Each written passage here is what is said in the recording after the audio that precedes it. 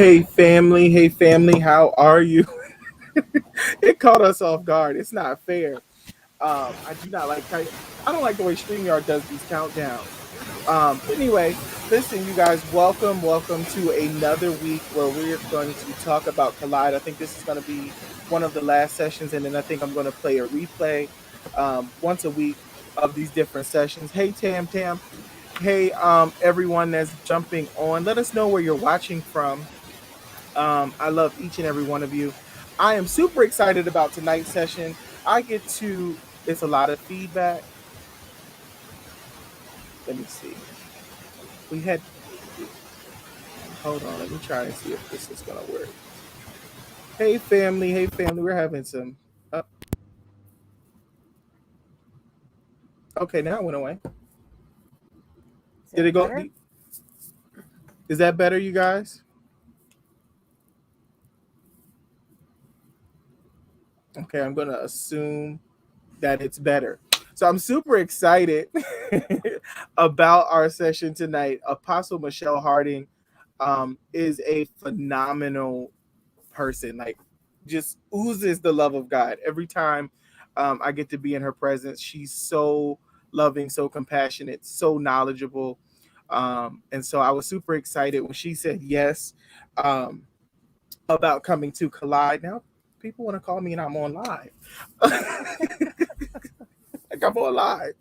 Um, and so she's super knowledgeable. And every time I've heard her, literally, she either confirmed something that I was thinking about and thought that I was crazy, or she brought a new level of clarity to something and unpacked something that I did not know before. So I'm super excited about her and coming to Collide. And I honor the gift that she is to the body of Christ.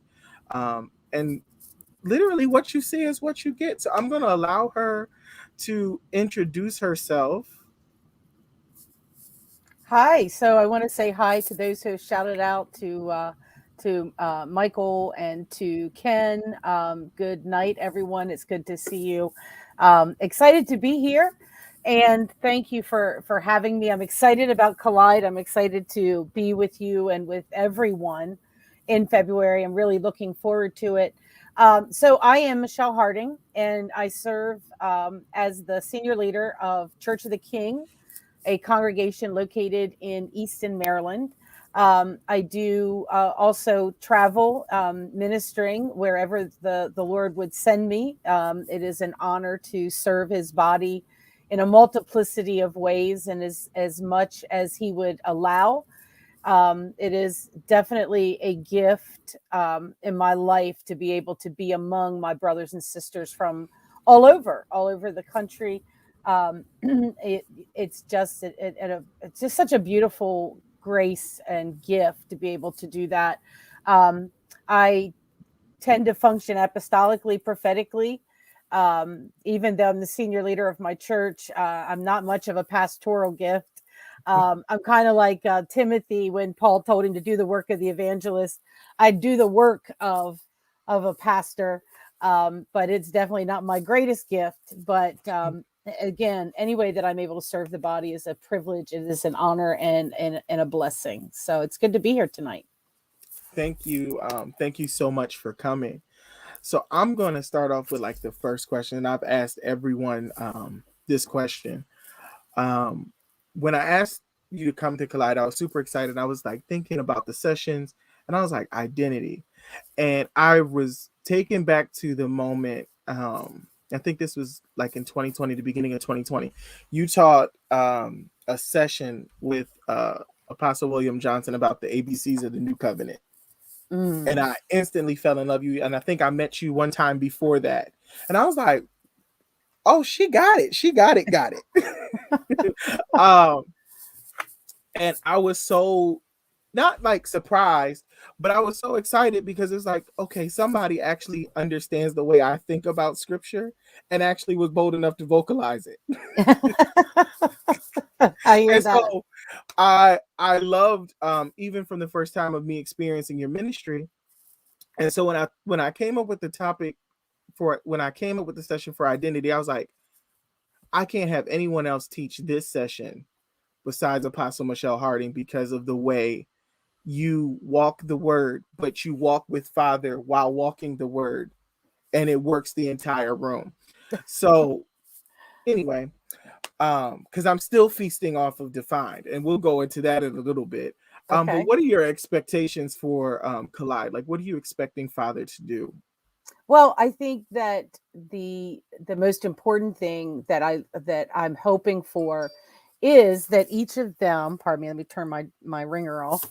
Um, the most important thing is that they experience the reality of him, that they sense him not just out there somewhere, but within, that they feel his presence abounding not only around them, but within them, that they would be touched in a new depth, in a new way of this experience with this amazing Father that has always loved them, has always been totally, absolutely, unequivocally, unquestionably in love with them.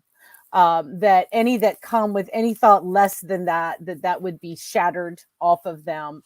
That I know that we're colliding with purpose and destiny, but one of the greatest collides that must come is that the nature of our being understood as being fully acceptable in the presence of the Father as we are, and allowing that place of I am in the presence of my I amness, in the presence of the great I am, to continue to mold me and shape me into the image of the Son. And that comes from this place of knowing that I am accepted, that I am loved, and that this is not something I'm constantly trying to earn, something I'm constantly trying to win, that I have to work for, that I have to strive to attain, but that it is essential in my being that I live from the place of love and the place of acceptance. And so for me, that would be the greatest desire for every person that walks in that room.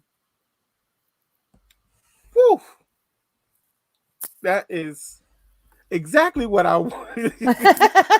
That's exactly what I wanted people to get from their from especially from your session and leaving the entire conference is the feeling of being empowered. Yeah. One of the things that I'm coming to the conclusion of, and I'm finding myself being more passionate about, is not just preaching a gospel that talks about a God, but preaching a gospel that empowers people to become.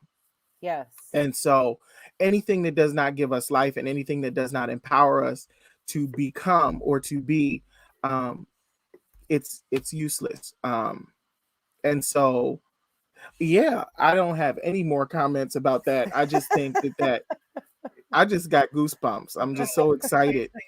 And I think you answered. Sorry. I think you. It's fine. I think you answered two questions in one. Oh, I'm So sorry. no, that's fine. It's okay. Get ahead of So myself. no, it's okay. Who do you recommend? Like, if you could find three people that you would recommend to come, who would that be? Oh, wait, I forgot. Those of you that are watching, help us get the word out by sharing it and tagging 5 of your friends, because that was the deal from last week. So we have to make sure that we let people know that this is going on, because I really want people to know. Okay, so now that I've done that little spiel, that just came to me, and I Sure. was like, why did I do that first time? So you mean the kind of people, right? Like, Mhm. so I first of all, I think that anyone that is seeking should come. And I don't I mean the nuns and the duns as well. Those who don't know much about God at all, and those who have been done with church. Um, come, because one of the things that's happening, the reality is that as we are awakening to what burdensome religion has brought, there are people, there are leaders, there are even churches that are awakening to the reality of what freedom and the rhythm of the grace of God that He's called us to live in are coming into. And so come and experience something maybe a little different than you've ever experienced before. And come and enter into that place of fellowship of oneness. The second, so maybe the nuns and the duns. And the other would be the seeker that is seeking more, that wants a fresher vision of the gospel. I mean, because what most of us have been taught isn't necessarily the gospel as in the idea of good news. A lot of it's been bad news. You know, a lot of what we're preached is bad news, and you're bad, and you got to get yourself together. And so those who are seeking more and seeking a refreshing, I believe this will be a time where it will feel like you are just being immersed in fresh waters into a place of fresh revelation, and allow the Spirit to just breathe afresh upon you. And then I think the other, and so seekers, nuns, and duns. And then I think the other would be those who have become stagnant. Maybe you just feel stagnant and stuck. That knowledge of knowing that there's more, there's more to God, there's more to my life, there's more to experience in this faith that I have that is beyond what I've been into. Come and let us stir the waters. Let the presence of God just stir the water. Let the presence, the Spirit of God just hover over the surface of the deep places within you and awaken them again, and step into another place of relationship and another depth of relationship. And I believe that we will see that being discovered and experienced while we're there. I'm just gonna go ahead and get my sheet. I think I'm gonna go ahead and bow out of my session already. I don't know that I'm just gonna go ahead and bow out. So now we're gonna get into the meaty part, and this and you guys will see, I guess, it shortly, a preview of what she packs when it comes with identity. Um,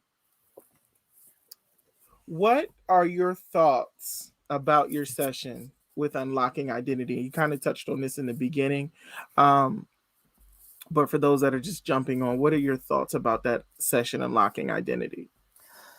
I believe that we have to come into the place that we understand our identity, and the foundation of identity is who we are as sons. The foundation of our identity, not only as Christians but as human beings, is that we are made in the image and likeness of God. That we are all children of God. We are all of us, no matter what your faith is, are God's children and are loved by God. And that foundationally, this is where we must begin, even in our own faith, so that we understand how to reach to the world, how we understand how to reach to those who may not agree or worship as we do. And that kind of thing is understanding that humanity is my brothers and sisters, that I have one Father, that as much as each and every one of us have been born with different characteristics, we've been born in different cultures that speak different languages, we've been born with different features and different skin colors, we're still all part of the family of God.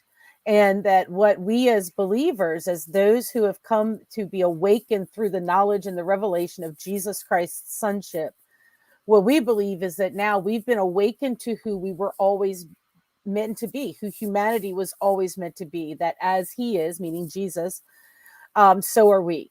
And so what we carry with us in our identity is the idea that we know that we are sons of God, and that then we live from that place, because as a son of God, there is absolute acceptance, there's absolute love, and there's absolute commitment. One of the things that every human being needs, I mean, besides, of course, to physically live, we have to have food and air and water, right? That you Mhm. have to have that. But as emotional beings, as those who are formed in the image of God, what we also need and what we all seek is love, acceptance, and community in one form or another. Mhm. And as the sons of God, that is foundational in who we are. That we know that we are loved and we are able to live from this place of love, not trying to be loved, not trying to earn love, but I know love because he first loved me. And then we live with this reality that that is the way we touch the world. Because, right, if the way that I know love is because God first loved me, then perhaps those around us will only know love because we first loved them. And we can live out of this place of love, of not needing another person to meet all of our needs, to be worthy of our love, to meet all of our criteria to be worthy of love, because we understand that as those loved by God, we are made to love. And so that only comes when we get to that place that foundationally we understand that we are sons of God and fully accepted. Whether any other human being ever accepts us or not, we live from that place. If another human being ever loves us again or not, then we still live from that place of love and acceptance and seeking community. And it starts, of course, with us being one in Christ, one with him ourselves. I am in the Father's in me. I am in the Son's in me. Then it stretches into this bigger place where we realize as a community, as people, we are one in him and he is one in us. And so the foundation of our existence, our life, our living begins to be centered on I am a son of God. If I can live from that place and totally accept that, that it's not a place of earning or being acceptable enough, but it is a done deal. And then I live every day from the place of fully accepted, fully loved, fully committed to. Then the X factors out there aren't able to define who I am. They aren't able to destroy who I am. That if I never preach another day, if I'm never called apostle or ever called prophet or ever called pastor or called a preacher, if I'm ever called any of those things, that again, starting tomorrow, it doesn't change who I am in God. And so many of us define who we are based on what we do instead of who we are. Mm. And so we live out of the place of son. We are son unto the Father. And then we're able to live in a place of acceptance and where the striving and living in the rhythm of grace becomes much more simpler and much easier, because life isn't about that striving, that place of getting to, that place of trying to finish this and finish that.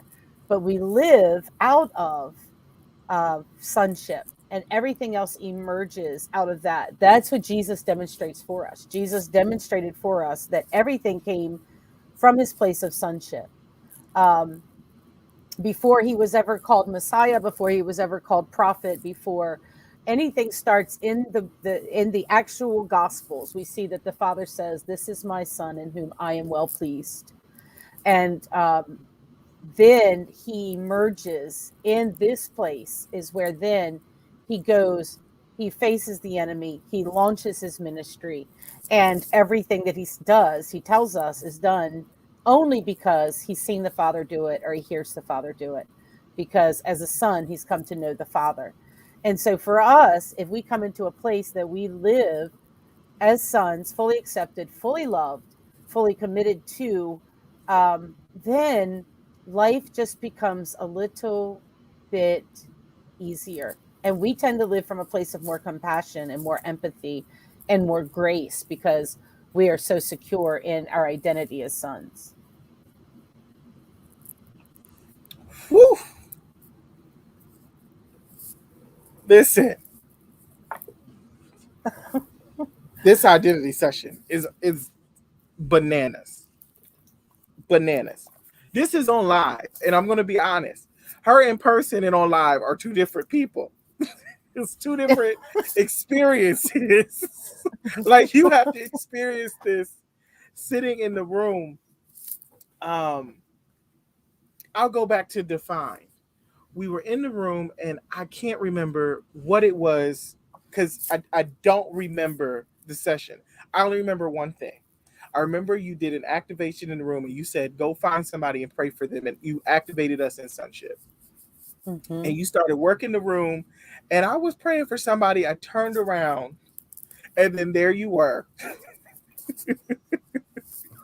And you said, and these words stuck with me. You said, the Father is saying for you to stop taking on false responsibilities. I Mm. went out. And I didn't realize that I was carrying that. Like I Mm. thought it was a whole bunch of other stuff. I didn't realize how much I was like, okay, I got to take on this. I have to take on this. And if I don't do this, this is going to fall apart. And if I don't do this, this will fall apart. And I remember when I was down there, the Father shared with me, you've been carrying things that I never charged you to be responsible for. And I was like, huh. Mm, And so I remember I came home that week and I said, okay, this is it. I have to unpack this box because I don't know what's in this box. And so I went to therapy good. and unpacked the box. And I was like, oh, I really was doing it. Wow. And so not only did I learn something about sonship from that moment, but I also learned the balance of I don't need to actually perform and put on this super Christianity. Like, I don't need to walk around being superhuman and trying to play baby Jesus in order to demonstrate who I am as a fivefold gift or who I am as a believer. I'm Right. allowed to be, whether that's a good day or a bad day, and it not change the fact that I'm a son. And so, okay, before I get myself stirred, because I felt myself going down that rabbit hole. I That's think not what. I think what's important is that, like, in line with what you were saying, and where I was before before you began to talk, it is to come to that place that we really understand what Jesus said when he said that to come unto me, all ye who are heavy laden, right? Mhm, And he says, I will give you rest. And he tells us that his yoke is easy and his burden is light. And it's not that we won't sense burden, mhm, but it will be a burden that's upon his heart. When it becomes laborious, when it becomes heavy, when it puts us in boxes and it has us worn out, burnt out, then that is when we're handling something that just isn't ours. And mhm, so we've got to be wise enough, but also humble enough to realize sometimes that um, we are not the most important factor in what God's doing, right? That it's mhm, we are the most important factor, not the I. It is the mhm, we. The more it's understanding that God has always intended for all of us to carry this message, this mission, this great commission forward in a way that we prove to those, not because we're trying to, but because they see the grace that is there, the ease in which we are able to move within this world. I think that it is a false dichotomy that religion has put on us, that says that if it's not heavy and you're not feeling beat down and you're not um, broken down and and joyless, then it's really not God.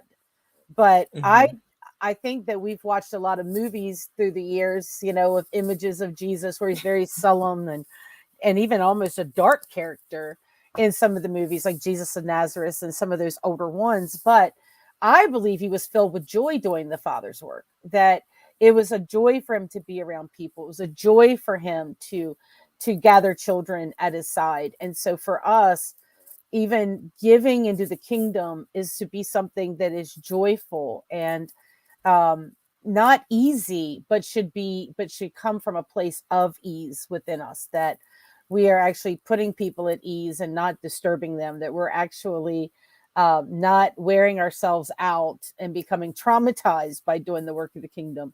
And so it's something that I think we have to really consider, because when Jesus comes, he comes to liberate, to ease, to lift burdens, to lift the yoke of religion. Specifically, I believe in that passage in Matthew. I believe that the Message Bible makes it very clear when he says, and so that you will learn to live in the rhythms of grace. And so there's a rhythm of grace. And so there will be times that we labor, but there must be times of rest. And then knowing that balance, but also being humble enough to put ourselves in the bigger picture. And sometimes what we tend to do is just see our work and what we need to get done, and all of those things. And that's part of us coming to that place of, am I finding my identity in what I'm doing, or am I still fully accepted and acceptable in my understanding of sonship if I never do any of this, because Mm, that's going to be a prover for us. That's going to be something that puts the, the proof in the pudding, so to speak. mm-hmm. Yeah. Yeah, that's beautiful. So I had some people send me some questions. Hmm. Um, and someone sent me a question. They asked, "How do you cultivate your identity?" Well, I think that one of the other things that we have lost in our practice of faith in a modern day, where everything is go, go, go, hype it, make sure that it's entertaining, make sure that it's big and it's relevant, and all these kinds of words. Um, and I think to draw someone, perhaps that is necessary. But for those of us who are with the Lord, that have been, especially if you've been walking with the Lord any time, I think that what we have failed to do is to understand the contemplative nature of our faith, Mm, the need to go in and not always look out. So, and what I mean by that is that we tend to think that I've got to get more of God. I've got to get to that next dimension, that next place. I've got to get, I'm always trying to get somewhere. I've always got to get to a place in God. If I get to this place in God, this is the kind of language that we share, the things that we speak among one another. But Jesus taught us that the kingdom of God is within. The apostle Peter said, everything that you need for life and godliness is already in you. And so, one of the things for us to truly cultivate sonship, to really cultivate that identity, it's not an outward working out there, it's really working the inward soil of our heart. It is mm, really going within. It is that place of where we become. I've been practicing contemplative prayer on and off for a few years, but have become extremely um, narrowed in that focus over the past few months, even to the place where now I'll be introducing it to my church every Sunday morning before service, so that we get this place of understanding that this journey, because deep calls unto deep, and mm, so we need to understand that's within us, that those deep wells of God are within us, and many of us have not even tapped into them. The rivers of living water are within us. And so we have to go into that place of contemplative communion, of meditation, not see these things as, new age or whatever, but to understand that he is, I mean, we're coming out of the Christmas season where we're celebrating Advent, the coming of Christ. And so he comes, he dies, but he also ascends. And in that ascending place, he poured himself out so that he would dwell in us. So he is indwelling me, he's indwelling you. And so we must work that inward soil, the soil of our own hearts. When Jesus talks about seeds being sown, he deals with the various soils, where that seed is planted, how it's planted, the ground in which it's planted on. That is not something that can come from without. That is the work that we do inside. And mm, so we need to begin to use more words in our personal practice and our private faith practice, like contemplation, meditation, reflection, um, to weigh within ourselves what we're doing. Go into those places that you need to explore with the Lord, those places where you may even discover that you need, like you said, a counselor. We may need a therapist. We may need a psychologist who to help us unpack some of those things that the Lord brings revelation um, to spiritually nurture that place. The other way to cultivate that is still also inwardly, and it is to really press into who I believe God is. Because if I'm a son, I'm a reflection of my father. And if I see this father as angry, as far off, as distant, if I see him as only involved with me when I'm perfect, if I only see God as a slot machine kind of thing, where the more I put in, the more I get out. So if I put in hours of prayer and I put in weeks of fasting, then God is going to move and hear me. Um, then we have to understand that we see something about the nature of God. Well, if he is the one who is living within me, he is the one whose image I made in my likeness. What I'm imaging in my own being about him is the truth I'm living from. And so if my identity is, if I see the Father's identity as one of anger or judgmental or Mm. all these kinds of things, then I'm not going to be real drawn to that place of intimacy. And so the other work that has to be done is unpacking the broken image that we have of God. When the fall, when the fall happened, what happened was God did not change how he feels about us. He did not shift his desire to be in relationship with us. He did not, in shutting out the garden, so to speak. This wasn't a rejection of humanity. It was actually an act of mercy, and that mercy has followed us ever since. And Mm. we have to begin to realign how we see Father, because until we see him well, we can't see ourselves well. Wow, that's so good.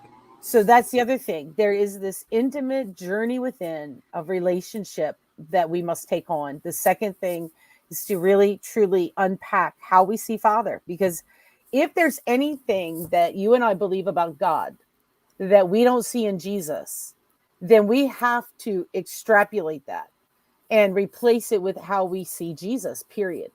Because Mm. scripture is clear in Hebrews, in John, we're told, and John the Beloved tells us repeatedly, that he is the exact image of Christ. The Father is the exact image of Jesus.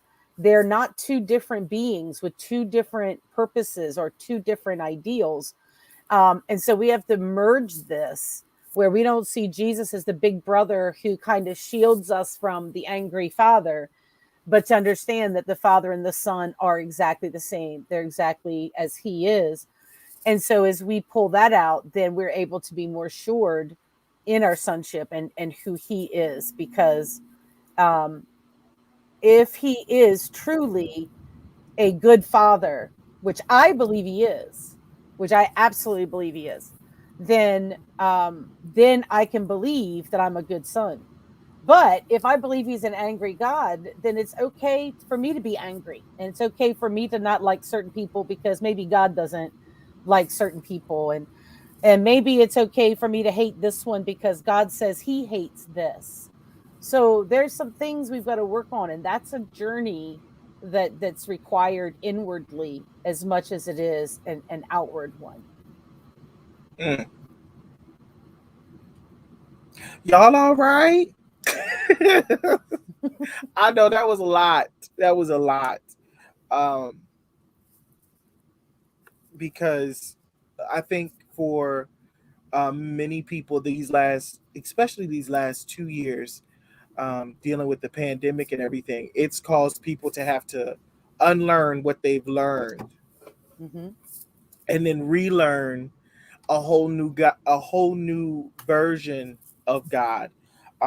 And so I believe that sessions like this, where we unpack truths that are not necessarily hidden, but hidden to those that aren't ready to necessarily see them, to expose them to a different version of God and a different version of Father, and even our big brother Jesus, that he's not this big angry person that is, and I think you said it this way, that is damning everybody to hell. Because Yeah. I think we've gotten a lot of people, and even me and Eric have talked about it, where we've used God as fire insurance, but Mm-hmm. not trying to get to know him. We just use him so that we don't have to go to hell, but we don't try to get to know him to release heaven on earth. Well, and the problem with that, this idea that we've been kind of taught, um, is that it gets us to hope for all the goodness of God in heaven, that Mhm. it's all up there. His kingdom's over there. It's on the other side. That when we leave this place, then we'll experience all of that. But the reality is that he came to give us life and life abundantly. It doesn't say I came to give you um, angel wings and lots of them, right, in heaven. He doesn't, he literally says, I've come to give you life and life abundantly. So it's that God kind of life, that Zoe life now. It's not something that's delayed or off in the future somewhere.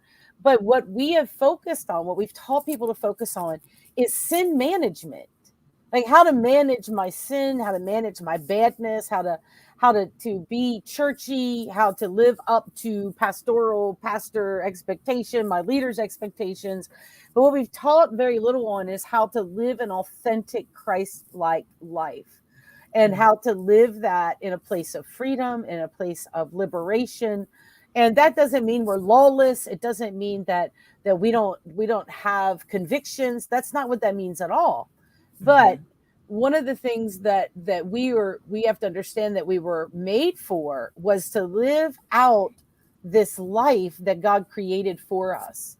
And as believers, that our life literally is supposed to be so amazing that the world comes to us. It says that kings will come to the churches rising. And it's like, let's be honest. There we have people fleeing, not running to us. They're not running to us for wisdom. They're not running to us for love or grace or acceptance or freedom. They're running because all of the things that is in Christ is actually being withheld through religious bondage. Mm. And so it is this place of coming into our identity as sons. And as a son, right, Jesus is the firstborn of many. As he is, so are we. That's not just this side note, interesting, hope somebody gets it. That's the reality of why Christ comes. Christ comes to reveal the Father, of course. Like, the salvation message that we've preached is, like you said, fire insurance, been saying that for years. It's like we've sold fire insurance. Fear hell. Fear hell and go to heaven. So if you just turn from hell, then you can go to heaven. And so we've based so much of our message on this fearing in eternal torment and damnation and all of that, instead of come into the liberty, come into the grace, come into the freedom, into the life of Jesus. We have writings of the first few hundred years of the Christian faith, um, where plagues would happen. Others would flee the cities, but the Christians would stay and feed the people, take care of the people that were sick. The stories of where in the in ancient Rome, if a mother had a girl and they didn't want a girl, then they would take the babies out into the desert and leave them for the wild animals, or put them in ceramic Mm. pots and just let them die out there, because infanticide was no biggie. It was expected in that culture. But the Christians who valued life grabbed these children out of the desert, grabbed them out of their pots, and they raised them as their own. And so it wasn't just a picketing of what people should do. They lived a demonstrative life of how some should live. And we've gotten away from that because we're not representing well our Father. And that's because we really don't know what he's like and who he really is. We really think he's kind of schizophrenic that can have a really good mood one day and then be in a really bad mood the next day. So, and depending on how good I am or bad I am, then that's how, he's going to deal with things. But he did not come to give us fire insurance. He did not just come to take us to heaven and to eternal glory. He came so that we would have this amazing life in him now, and then be such an amazement in the earth that others would come running saying, tell me about this one. Tell me about why you're different and why your life is different. Instead, often people run from us instead of to us. Hmm. So, You even touched it because I was going to ask about the Zoe thing. So I was like, yes, she said something about it. mhm, um, because I think that that's definitely what's happened. Is that we've presented this gospel that causes people to have to perform, but not to be.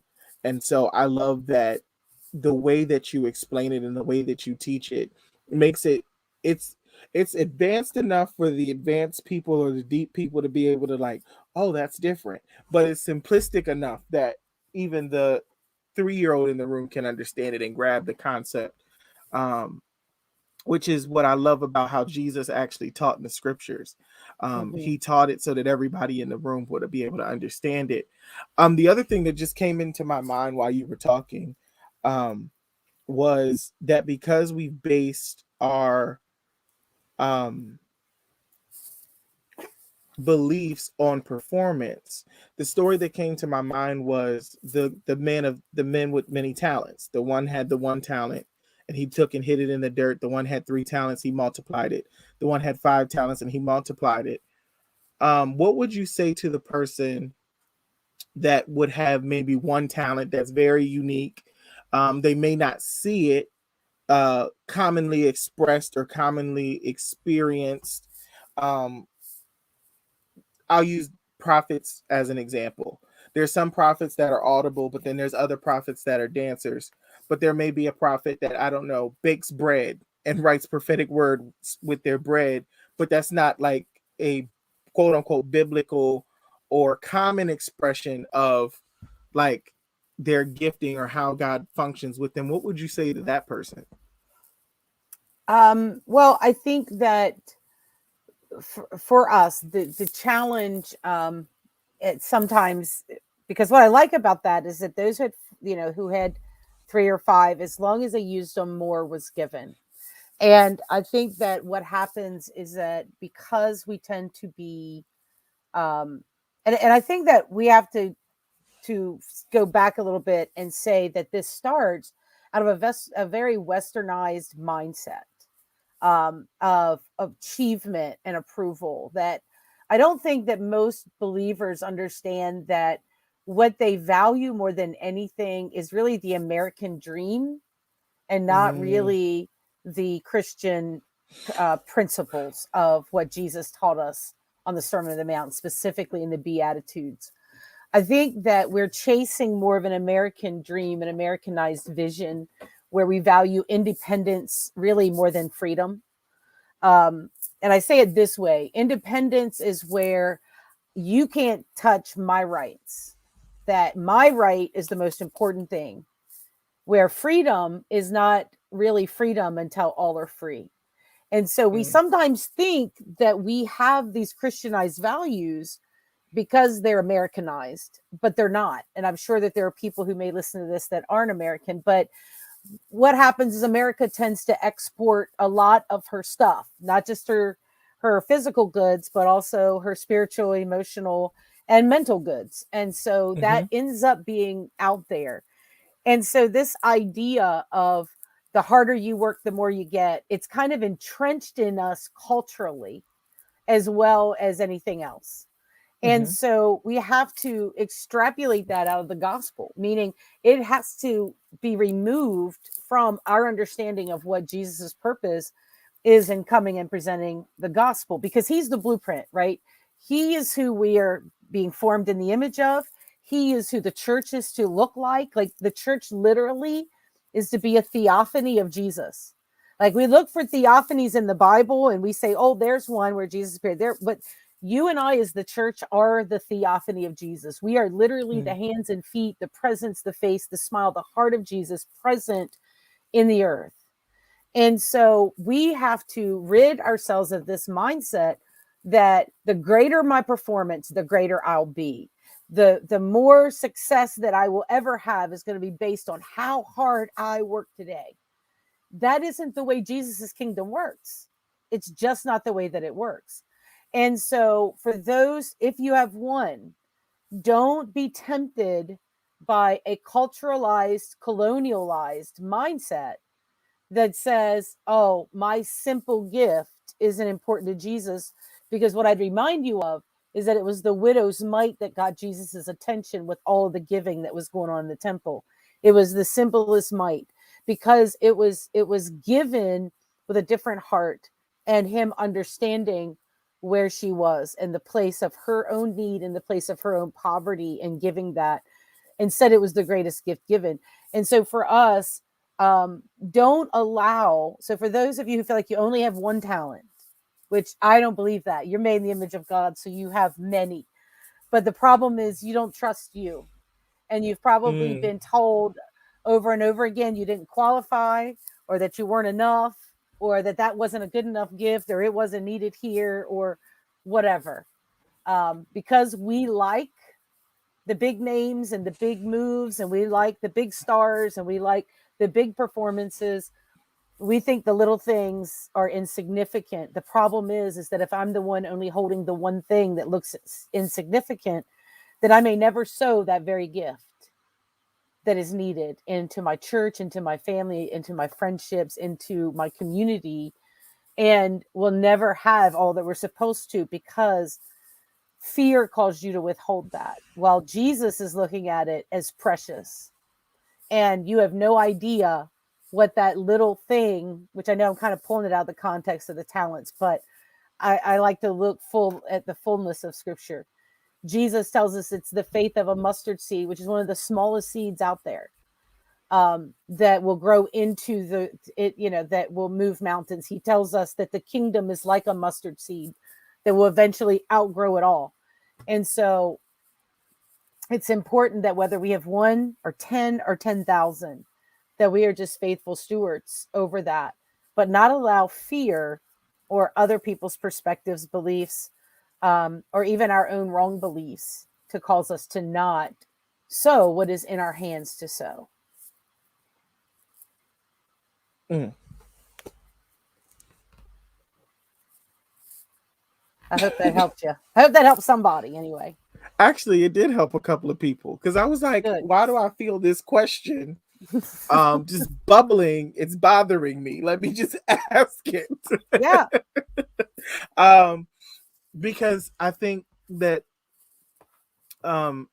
what you just said um, is literally the heart of why, um, again, no one, we have not had a group chat, a group conversation of each other's sessions.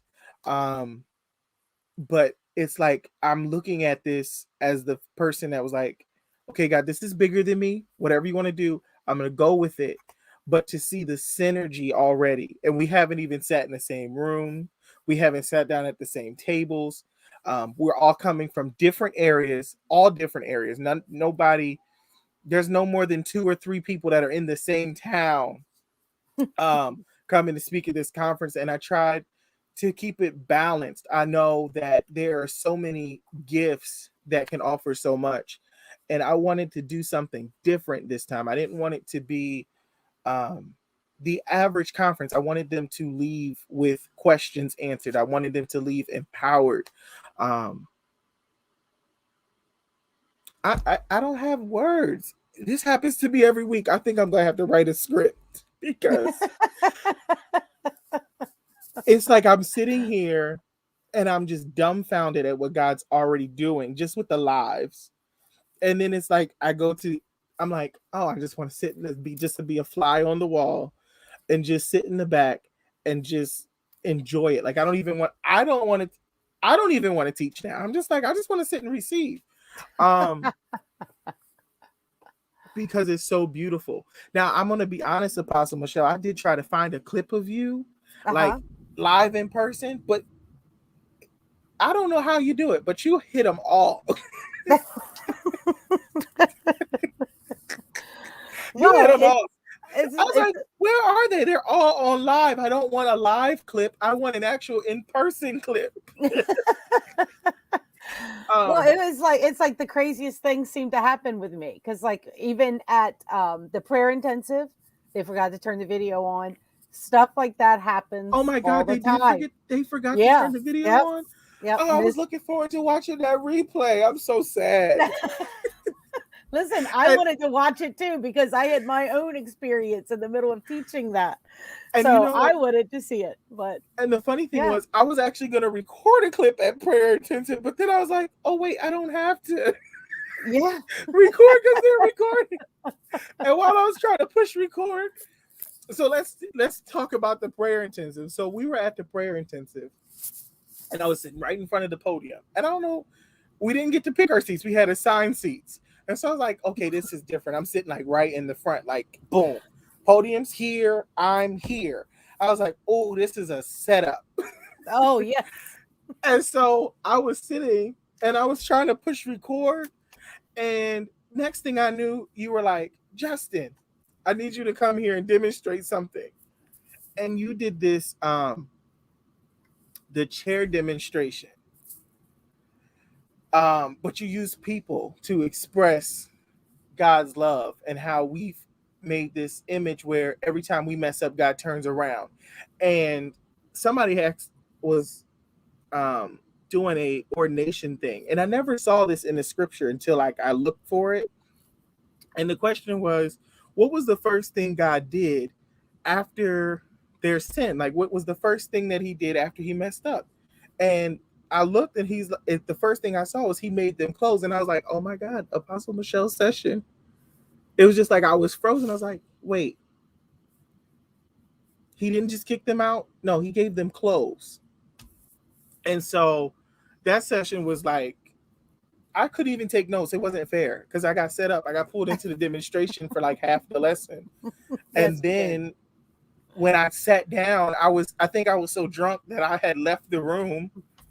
And then it was like a whirlwind. It really Like, was. and it's like every time I've seen you in person, it's the same thing. It's like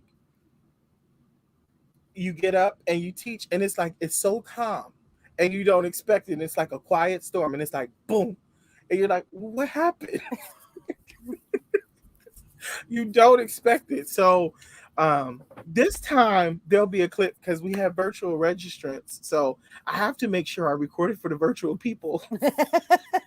It was supposed to be live, and so they just forgot to turn the whole thing on because remember they had virtual people too, Right. and so they didn't get mine or Apostle Aaron's last session either. You know what? Because was it was Apostle Kendra before you or after you? Before she had lunch, then we had lunch. Because that's when the whirlwind started. Yes, it And certainly then did. I think lunch got practically canceled. And you had to stand up and just It gather was your. amazing. Yep, it I think was. you were just standing there, just like, now what am I supposed to do? Um, but no, Yes. seriously, if you have not, listen, register for Collide. Register, register. I know that COVID is going on. I get that. Um, and I'm aware of it. And so, because I'm a leader that uses wisdom and practical wisdom, everything that you need to be safe is going to be there if that's your concern. I have the thermometers, I have hand sanitizer, I have COVID wipes, I have microban, I have everything. You have to agree to pretty much wear your mask to come into the conference. I want to make sure that there is nothing that will stop you from hindering. And if you're just like, I don't really want to do in person, I'll do virtual. Listen, we have the virtual option available. I really want you guys to come expecting things. You don't have to bring a notebook. I have a notebook for you. You don't have to worry about, well, what am I supposed to do if they give handouts? You got a folder. Well, where am I supposed to put all my stuff? I don't have anything where I'm going to be able to carry. You're getting book bags. Um, Literally everything that you can think of having an excuse not to be there or not to come literally is eliminated. I made it so that it's so simple. All you have to do is come and receive.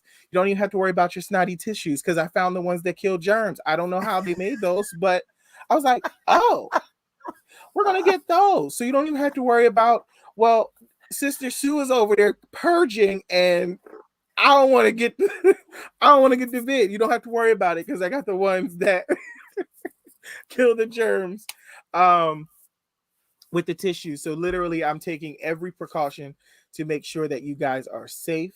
Um and then I'm going to even put in a system in place where green means you can touch me freely. Well, not let me change that.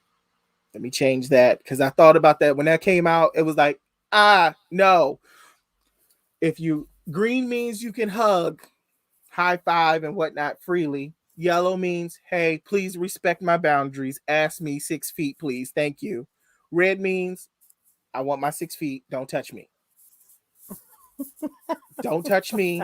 I'm off limits. I'm a part of the Smithsonian Museum. If you touch me, I'll melt. I'll fall apart. To make sure that people are comfortable in gathering. Um, I don't think I know of anything else. You can go to my website, www.justindanner.com, to register, and it will take you to the Eventbrite link. Listen, you don't want to miss this gathering. Because if I let Apostle Michelle go, I promise you, she's going to give her whole session away. I don't want to have to work twice. I don't want to have Yeah. to work twice. And Apostle Michelle, if you have anything that you want to share, if you have anything prophetic that you would like to share, if you feel that to minister to anyone on the live, you can feel free to do so now if you want. Well, there is one thing I'm sensing, and it's not necessarily prophetic, but what I'm picking up, and so I just want to release that. Um, so what I was one of the things I want us to understand is the lie of original sin when it comes to our identity. Um, Mm-hmm. Original sin, that this thing that we've been taught, original sin, the original sin, whatever, um, has had people believe that children are born sinful, that you're born in sin and you're born sinful. And that really affects how people see themselves and how they see other people. And the doctrine of original sin, it did not start until the fourth, what we call it, the fourth century, but about the 330 340 AD. The church was well into 300 years of existence without this concept of original sin. And you might think, well, what's the big deal with that? Well, the problem is that original sin moved the church away, or believers away, from the idea that sin was an illness, a sickness that could be healed, to a place of inherent nature. And so Mm-hmm. people come to believe that they are inherently sinful and their nature is sinful. And so then, and we pull this out of, one theologian I heard puts it this way: it's like quilting scriptures, that we pull a verse here, we pull a verse there, and we pull a verse here, and we sew them together to make a doctrine. And Mm-hmm. original sin is one of them. And one of the ones they pull on is David saying that in his mother's womb he was formed in sin. Well, the reality of that is that in his time and belief system, that would have been true, because he was the son in the back 40 nobody talked about, because he was not part of the legitimate Mm-hmm. lineage of Jesse. So that's where he pulled that from. But that was never meant to be a doctrine. And so we have to shift our belief system from this idea that I came from original sin, my nature is sinful, to shift it to the fact that you are of original blessing. You come from the original blessing, that God never lifted the blessing of saying everything he created was good, and it wasn't even very good until he made woman and man, but it was good. And then when he made woman, it was very good. When he had male and female together, it was very good. And then he said for them, he blessed them to be. So, that be isn't to be fruitful, it is to be. You are blessed to be. The original blessing is your being in him, his likeness, and his image. And then because you get that, you can be fruitful and multiply and subdue and reign. And so I want anyone in this room tonight, anyone who is listening, to get the concept and the idea that you do not come from original sin, but from original blessing. You don't descend, you're not just descended or originated from your parents. You have descended and originated from the Father himself, from Mm-hmm. his being. Your source is not, You didn't start when you were birthed in this earth. You started in him, and you will ultimately conclude in him. So why not exist in him? And stop seeing yourself as being made of the substance of sin. Sin is like the law of gravity. It's out there. And sooner or later, you're going to be affected by it. I don't pay much attention to gravity until I'm 10 stories up and looking down. Then I got a real reality of gravity, right? And so the same thing comes when you understand sin. James is clear. Sin is something that it comes into us. He talks about that lust gives birth to sin. So we begin to lust and think about things, but a 5-month-old child is not lusting and thinking about sin. And I was raised in a church at one point that taught me that my baby crying was their sin, that was selfish, that they were self-centered and needed self-centered because they needed their needs met. And that was because of their nature of sin. We've taught this in church for generations. And so the reality is that we have to come to this place that we realize that from the moment you were born, you were of the original blessing. You were blessed, always have been blessed, always will be blessed. You were in him, you are in him, and you shall remain in him. And so when we come to this place in our understanding of our identity, it's amazing when you really, and this is where that contemplation is to come. It's where you have to turn your heart toward this and turn your mindset to this. This isn't something that's only going to be taught to you. You hear it and say, that's good. In order for us to live something, it is something we have to practice for a while. And that's done through the contemplation, the reflection, the meditation on these truths, because it comes through awakening to this truth and allowing it to come and live within inside of us. So if you leave here today with nothing but that, that's a big one. Do the research yourself, find out when did original sin begin to be taught, all those kinds of things. But for me, Jesus didn't believe in original sin, so I don't. That's what it comes down to. I am not sinful.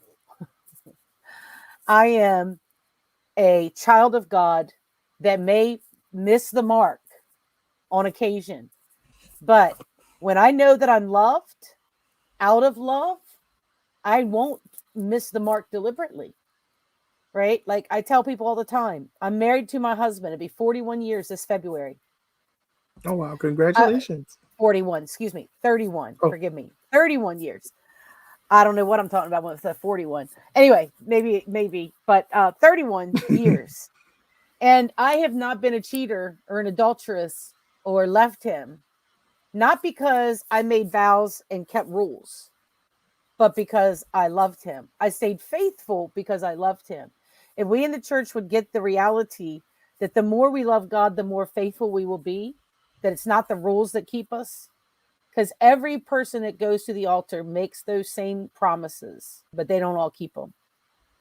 But when love is the greatest value, meaning that self-emptying agape, that person is more important than myself, that person is of worth to me, of greater than my own, that I'm willing to die for that other person. If I understand agape is the way that Jesus demonstrates it, then my faithfulness is not to the vows, but to the one I make the promise to, because of love. And we believers can come to a greater revelation if we get that. That's why we're called the bride, that I stay faithful and true and look more and more like him, not because of rules, but because of this mm. relationship, this love that can't help but to be poured out to them. And faithfulness comes through that. So I just felt like there's someone who needs to understand that you are not sin in nature. Sin is something that happens, sin is something that comes, and it is something you get to choose if you do or don't do it, because it's a doing, it's not your being. You are a son of God. That's the foundation of everything that you live from. So I did want to give a word to Michael Bly. Michael, I just feel like you're coming out of the shadows. Like I feel like there is this place of hiddenness that you are extremely comfortable with, that you like. but you're going to be drawn out of the shadows. And I don't necessarily see it as being necessarily the center stage of things or preaching at all kinds of events of what we tend to think. But I see you coming out of that place and the light of who you are shining brighter.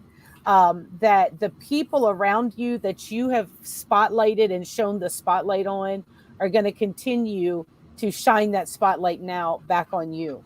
And it's going to make places and give opportunities for you to continue to build and to begin to step fuller into what you have desired to do. And I'm not sure what that is. I know you love administration. I know you love serving people, but I feel like there's something else. And as this light comes and continues to shine on you, you're going to be able to really come forth into that and step fuller and fuller into it. And so uh, Thomas Germain, which is actually Jermaine Thomas. Jermaine, I just really sense a huge shift with you. You know, that I know you've been walking through some real transitions and changes, and that I know by knowledge, by experience, by friendship, by relationship. But I really see such a clarity coming right now. There's a clarity on how to proceed, even with the foundation, but also this desire to um, to see people free, but also so still kind of confused with these religious, or not religious, but your Christian roots, and how deeply rooted in being in the church has been for you. Um, and I see you being able to merge something this next year that's really going to help radically shift some people that are already starting to connect to you or already are connected to you in a way relationally. I see there being gatherings, but not necessarily calling them churches, both virtual but also present and online. And as crazy as this may sound, and I'm just going to tell you what I see. But I saw you with, all right, y'all, just hold on to your religious wigs. Just hold on when I say this. But I see you, Jermaine, actually doing Bible and beer nights, like sitting at a tavern or somewhere with Bibles and everybody having a beer and having this, not getting drunk, but enjoying a beer and looking at the Bible, and you really breaking down and uprooting some of the religious dogma that they have because they've been seeking him, but not really sure where to begin or how to rebuild. But I see you really being instrumental with that, with especially the core group. I see this as a really core group that is happening with this Bible and beer night. So please forgive me if I've offended anyone, but you're going to have to take it up with Jesus, because that is exactly what I saw. And I did say religious wigs to Linda. I am so sorry. I probably should have said something else, but sometimes you just see things in the Well, spirit and you can't help it. But it's either their edges anyway, or their so wigs. At those are least the they got two things that we're burning. at least they got to keep their edges this time. Yes, we didn't snatch the edges. Come on. Ah. Um, Oh, okay, I'm still okay. speechless. Um, so yeah, register for Collide. You know what? I'm gonna have to find a way. Um, I'm gonna get a clip of you before we leave Collide, of you. Well, unless I end up on the floor, because I may not.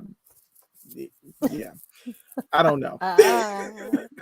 Let's just say we will try. Um, wait, now where is this? So listen, make sure you guys register. Um, and for Collide, you don't want to miss this event. Oh, I forgot you had added Michael to Collide. I Uh-huh. had totally forgotten about that. Okay. You were in the vein. I low key wanted to be like, get him, get him. Hmm. But no, I love him. I love him, and I am just so excited for every session. Every session. I have to find somebody to interview me about my session. Can I Yikes. do it? Yeah, I'm gonna have to talk to Ken and tell him you got to host a live and interview me about my session, because I didn't even get a chance to. I was like, who's gonna interview me? I didn't think There about you that. go. Um, but no, seriously, register for Collide. You do not want to miss it. Um, this is definitely a God thing, and God's hand is on it. Yes, Ken, you are probably gonna have to do an interview, because who's gonna interview me? It's me interview me. That doesn't even add up. Um, he's giving the eyeballs now. I see the eyes. He's like That's the name that popped in. I don't know what to tell you because I I, don't even think he's been on the comments since the beginning. he what? I don't even know. He probably did. Where I don't know. I have no Nope. idea. The first shall be last, and the last shall be She'll be first. Look, first. Well, so he's going to be. there you go, Kendrick. You've been volunteered as tribute in these Hunger Games. um, but no, seriously, guys, I have enjoyed, and I'm super excited about each and every session. I'm super excited. This has built for me such an expectation that if y'all don't get it, I'm going to take mine and leave with yours. I'm letting you know now, I'm going to be selfish. um, I want you guys to really come to be open to receive. Thank you, Apostle Michelle, for your time, your sacrifice. Thank you for I'm sick of this church. Y'all pray for Kendrick. He's Voluntold. tired. He's tired of his Voluntold. Presbyterian church. He's getting tired of being voluntold. Y'all pray for him. Um, but thank you, Apostle Michelle, for your time, your sacrifice. Thank you for saying yes. I'm honored that you would be a part of, even in the beginning stages, I'm honored that you would be a part. And I pray that even as you take little things like this, that God would open up mega doors for you, because what you have and what you carry, the world needs to see it and the world needs to hear it. And so I'm praying for bigger doors to open up, that bigger stages open up because of your willingness to even serve small things. But I can't wait um, to just hang out with you, maybe pick your brain a little bit, because I never got a chance to pick your brain too much, because I was like stuck on like the last thing that you said and couldn't get past it. So I'm gonna have to go back and chew on this and then come up with some more questions. um, Please do. but I appreciate your pour. I appreciate um, you pouring out tonight. I appreciate you teaching. I appreciate each and every one of you for coming on the lives and sacrificing your time, especially with the holidays and everything. I definitely appreciate you guys. We will see you in February if you're coming. Just Yes. come. Like come. If you can't come because you feel like registration's a barrier, let me know.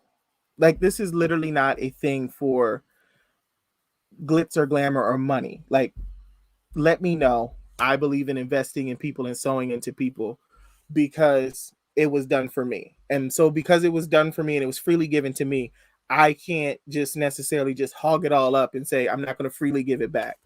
Um Sowing is how I'm blessed, so I'm going to keep doing it. Um and so let me know if it's something that, hey, listen, I can get there but I can't get the registration. The registration is a hindrance. Let me know. We can't help you if you closed mouths don't get fed. Period.